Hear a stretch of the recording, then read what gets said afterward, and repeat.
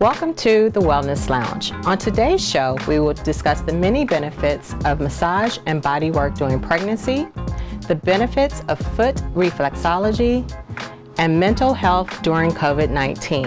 And of course, we will end our show with the Daily Drop. Stay tuned.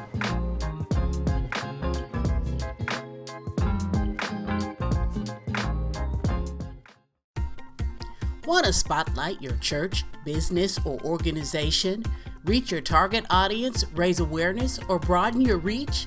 The Wellness Lounge offers several business opportunities across all our platforms, including television, digital, online, and on-show appearances. Television is still an excellent way to connect customers to your business, and digital offers opportunities to scale your brand and reach customers in a way that is in real time and increasingly personal. The Wellness Lounge offers affordable options for business and organizations of any size. And right now we're offering a special promotional rate for all new advertisers for the month of August who want to appear on the show or promote their event, services, or products on our digital platforms. For more information about advertising opportunities on the Wellness Lounge, email the Wellness Lounge at info@drtiffanytaft.com or visit our website at drtiffanytaft.com.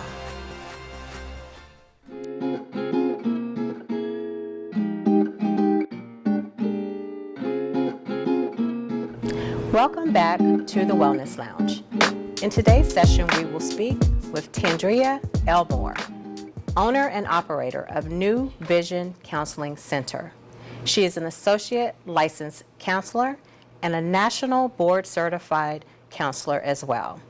We will be discussing mental health and self-care, specifically during COVID-19 and beyond.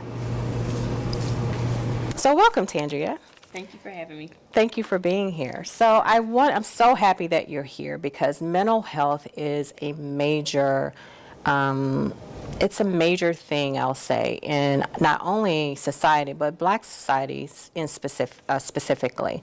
And so today I wanted to focus in on self-care, ways of self-care that you can offer potential clients or clients that you're already seeing in practice, specifically for people that may have been suffering some exceptional challenges during this time of COVID-19.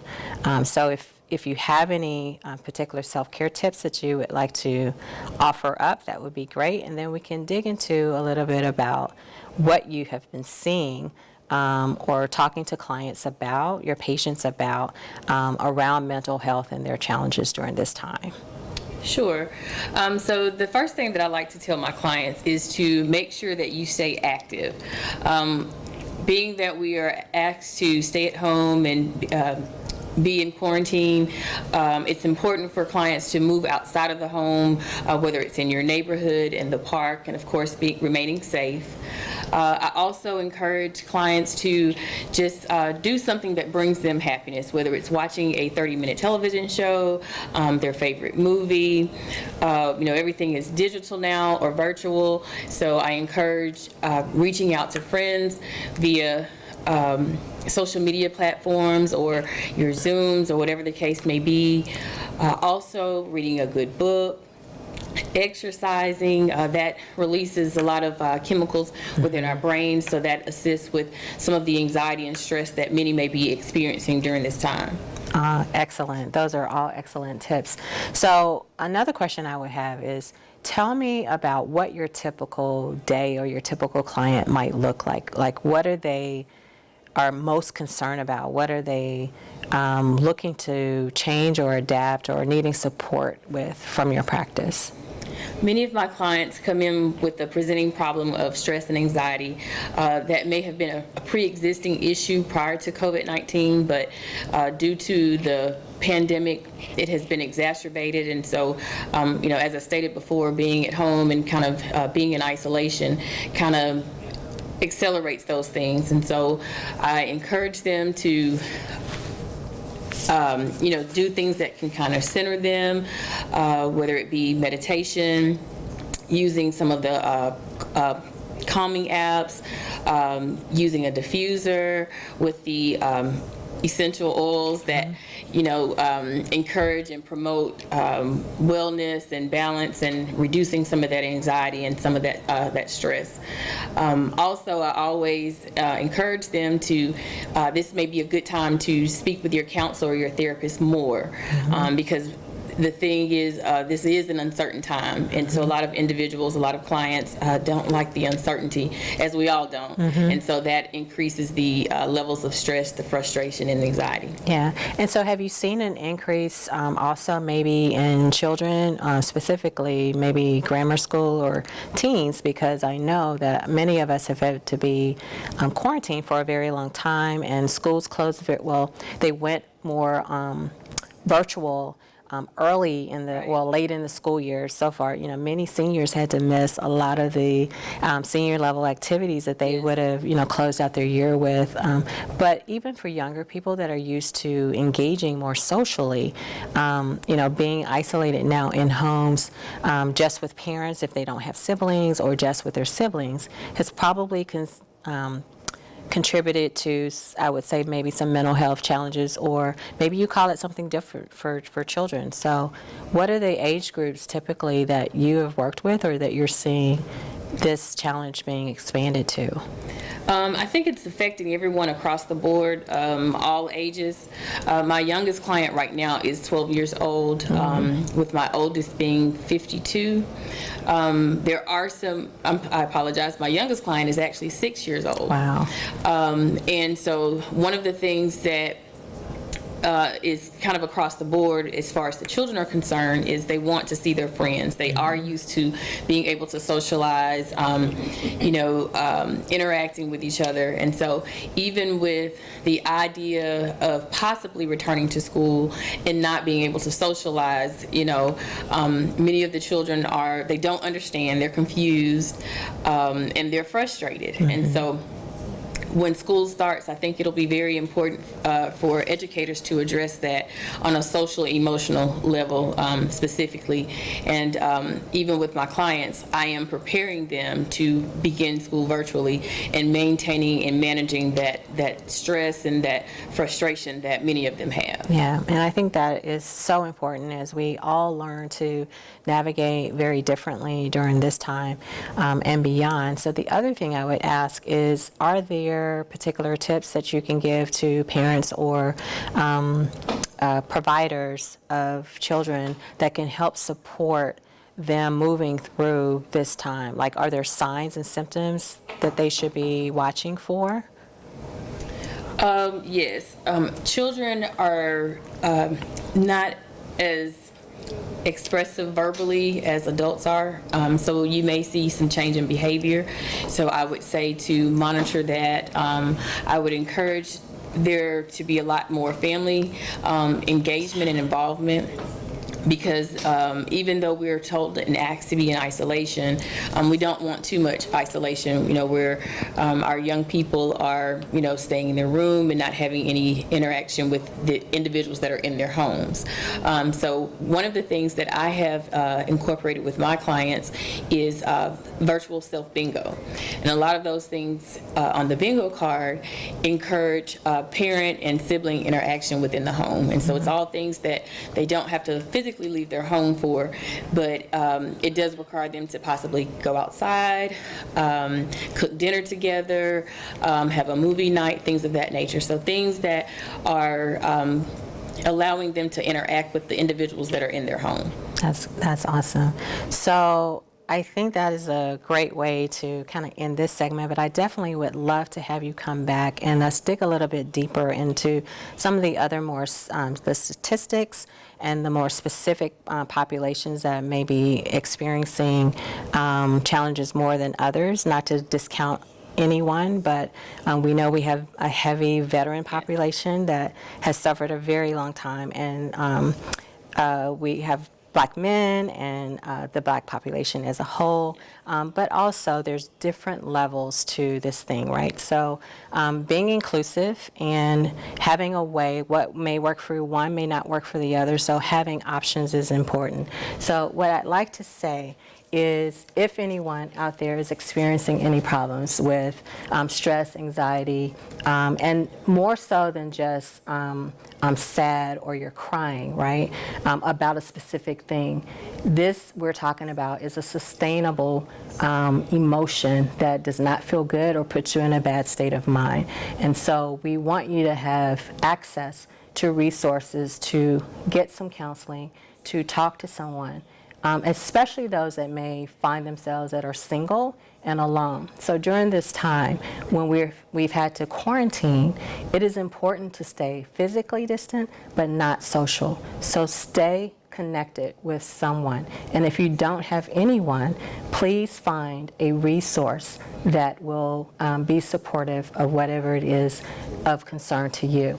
And so please check any of the resources that we'll label as potential first stops if you don't already have resources to reach out to.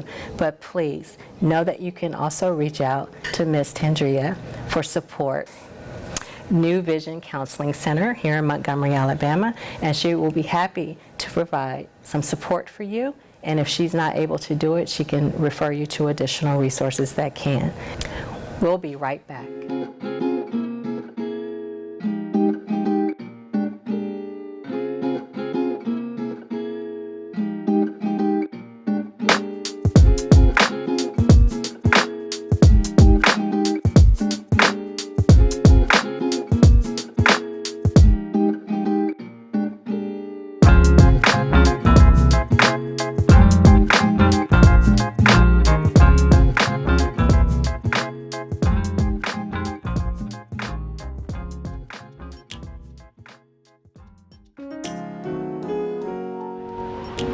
So on this episode of the Wellness Lounge, we take a moment to give honor and respect to Congressman John Robert Lewis. I'd like to just say a few words about his life. Who am I? I was born February 21st, 1940, John Robert Lewis in Troy, Alabama, the third of 10 children to William and Eddie Lewis, who were sharecroppers in rural Pike County, Alabama. I was an American politician and civil rights leader who served in the U.S. House of Representatives for Georgia's 5th Congressional District from 1987 until my death. I served as the chairman of a student nonviolent coordinating committee from 1963 to 1966. I am known as one of the Big Six leaders of the group who organized the 1963 March on Washington and the last surviving leader at the time of my death.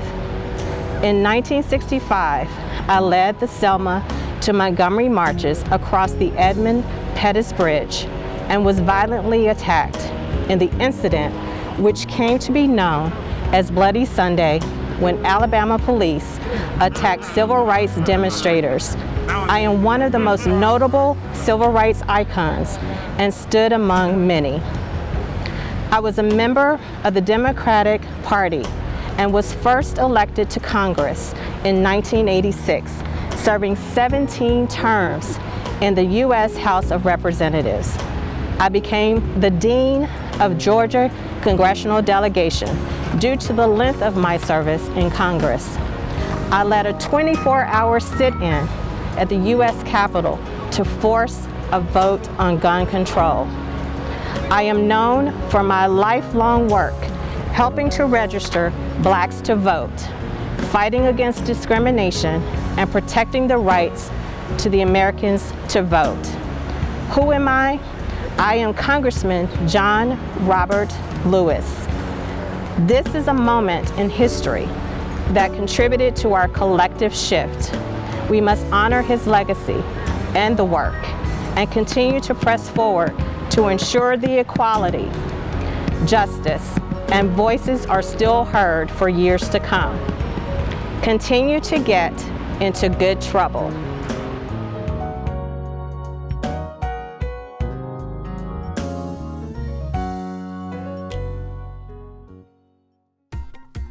Want to spotlight your church, business, or organization?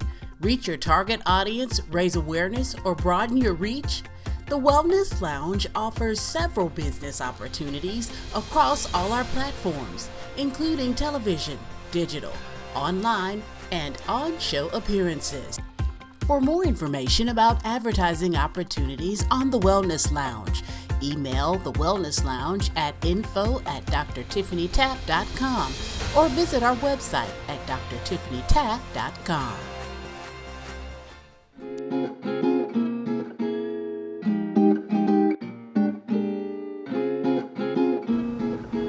Welcome back. So today we're actually going to perform a prenatal massage for Brittany, who's 37 weeks today. So in about 3 weeks, she'll be welcoming her new little one in. In this session, I'm going to use geranium and lavender to help support her relaxation, but also to help prep her body for the upcoming delivery. All right, take a few deep breaths in through the nose and out through the mouth. Can you smell that? Good. Nice and gentle. Excellent. And so one other thing, and I can already see little one is kicking. Baby will also respond to the massage as well. So not uncommon to be super active during this time. So as you can see, I've probably been working on Brittany maybe about 5 minutes or so, and she's already starting to relax. I can feel the muscles also in her back starting to soften up, which is great, becoming a lot more supple, which is what we want. Gives her a little bit more room, especially in the pelvic region. So she says she's already starting to feel some of that activity of early prep for the baby to come. So we have some expansion in the pelvic region. So this is definitely going to help support that lower back and helping her to open up. She's also incorporated some at-home exercises, which I highly recommend, especially if you're not being very active during the pregnancy, to definitely consider those last 4 weeks to do things that are going to be supportive and helpful during your labor process. So I am actually using geranium and lavender during her session. And again, this is to support her overall balance and well-being. It's going to help with the hormone balance. So providing some emotional support, but also be supportive in helping her to get a more restful sleep. As moms get further along in the pregnancy and the belly starts to grow, it becomes a little bit more uncomfortable, or challenging, I should say, to get comfortable while they're sleeping. And of course, they're lying on their left side. So that's the best opportunity to get oxygen to the baby. Okay. So now at this part of the session, I'm just going to give baby their massage as well. Baby has been quite active during this massage session. I can see the movement. I don't know about mom, if she can feel that, but I can definitely see how active. So I'm just doing gentle circular motions across the belly. That's helping to relax, but also probably challenging the baby a little bit in position. But because she's so close, he still has a little room. This little boy, she still has a little room to flip around quite a bit. But she can also enjoy this nice little infant massage before she actually comes earthside. All right, so once again, I'd like to just go over a few of the benefits to prenatal massage.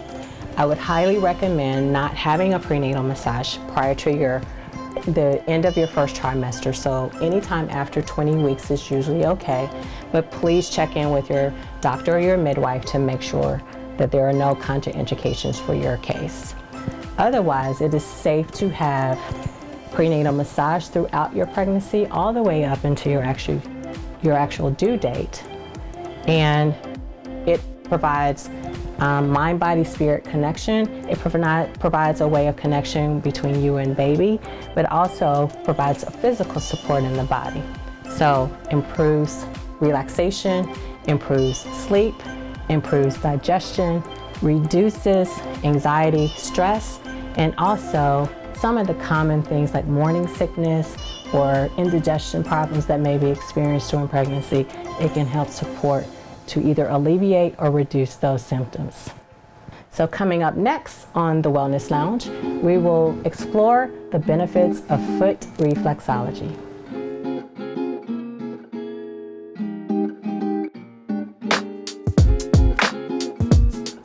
And we're back. So in this session, we're actually going to explore the many benefits to foot reflexology. If you've never had a full body massage before, or one that's uncomfortable getting completely undressed on the table, the foot reflexology is an amazing way to introduce your body to a total body overall balance and well-being. On the feet, there are several different reflex points that correspond to all of the major systems and organs in the body. And so in today's session, I will be exploring those sections on her feet in order to see if there are any particular imbalances that she's experiencing today. In addition, I will be using a few different oils to help support her health and well-being. On Guard will be used as protection. Frankincense will be used for overall balance, well-being, healing. Balance, which is a blend, again, to support the overall body balance. And lavender, which is a great oil for stress, anxiety, and supporting restful sleep. I'm going to cover the leg that I'm not working on and leave the one that I will start on uncovered. So the first oil I'm going to use actually will be On Guard. It would be for balance.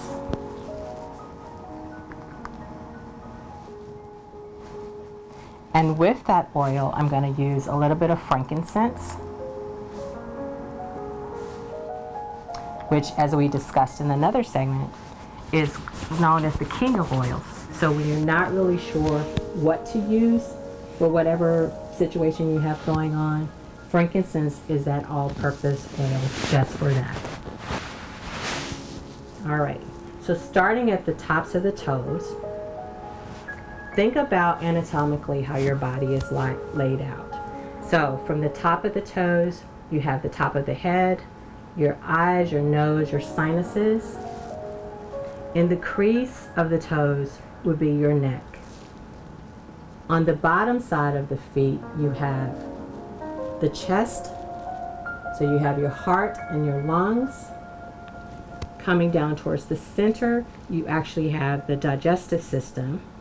So in this area, we're going to have colon, spleen, liver, gallbladder, and the stomach. And then towards the bottom of the feet, we'll have the lower back area. Starting at the top, this area is known as our vertebrae. So if you think about literally your backbone, so coming from the base of the skull in the top half is the cervix, so along the big toe. Then the next section is the thoracic area, so the area in between the shoulder blades. The middle section would be the lumbar, so coming into your lower back. And then at the base is going to be sciatica, where most of us have our low back pain, is in the sciatic area. So foot reflexology is just like full body massage in that you can have it as often. I usually recommend clients coming at least once a month. For maintenance, more often if you have specific issues going on with your feet, or in a health condition such as maybe a neuropathy, or dealing with diabetes, and so you may have some nerve damage or imbalances that you're feeling as a result of the disease.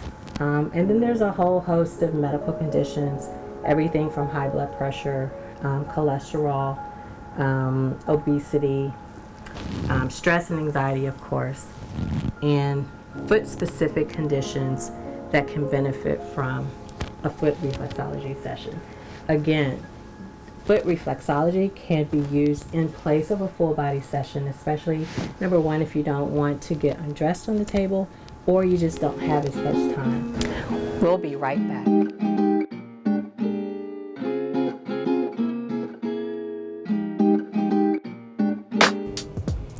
In today's edition of the Daily Drop, I'm going to cover essential oils that are great for women's health, specifically in pregnancy, for mental health, and for the use during foot reflexology.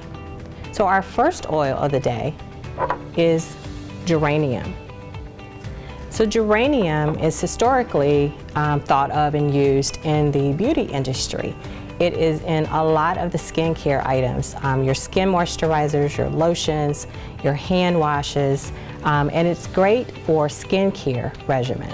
But it is also an important oil to use in women's health support, specifically during pregnancy. And our next oil is lemon. Lemon is one of those citrus oils that are great for multiple uses. You can use it aromatically, you can use it topically on your skin, but you can also clean with this oil. This is a citrus oil, which is great for boosting emotion and being uplifting. So lemon is great as used for antidepressant, as an antioxidant, and it's also an antiviral, which is very important, especially during this time of COVID-19. Our third oil for today is Ylang Ylang. You can place this oil in any of your skincare products to use as a part of your skincare regimen, but also in your shampoos and your conditioner to help stimulate the scalp. So if you'd like more information on how to start your own journey with essential oils, please feel free to visit my website at www.drtiffanytaft.com. Thank you for visiting us in the Wellness Lounge, and remember to follow us via our website at www.drtiffanytaft.com. And remember, be well and be informed.